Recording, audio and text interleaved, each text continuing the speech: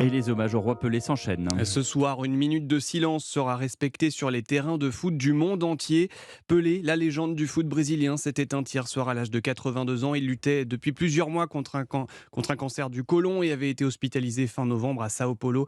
Le Brésil et les Brésiliens entament un deuil national de 3 jours. Une veillée funèbre ouverte au public aura lieu lundi au stade du Santos FC, ancien club de la Star.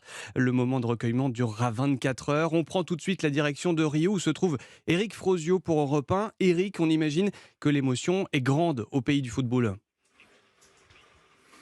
Oui, l'émotion est grande, c'est une journée triste, déprimante même à Rio de Janeiro, la grisaille, la pluie aussi qui cesse de tomber depuis ce matin, et puis surtout le roi Pelé qui s'en est allé. Alors les Cariocas s'y attendaient évidemment, mais ils réalisent peu à peu le vide en fait que la légende va laisser dans les foyers. Et malgré les préparatifs du réveillon, certains se sont rendus au Maracanã, c'est le temple du football, c'est là où le roi Pelé a inscrit son premier but avec la Sélection à 16 ans, c'est là aussi où il a inscrit son millième en 1969 avec le maillot de Santos. Alors certains Cariocas voulaient être présents, spontanément j'allais dire, comme Fabio qui est vêtu d'un maillot Pelé sur le dos et qui voulait lui crier son amour. On l'écoute.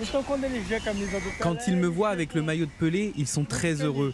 Et celui de Maradona aussi. Maintenant, les deux vont faire une équipe formidable dans le ciel. Pelé restera dans le cœur des Brésiliens et dans le cœur du monde entier. Il ne sera pas considéré comme mort, il va être toujours vivant, éternellement vivant.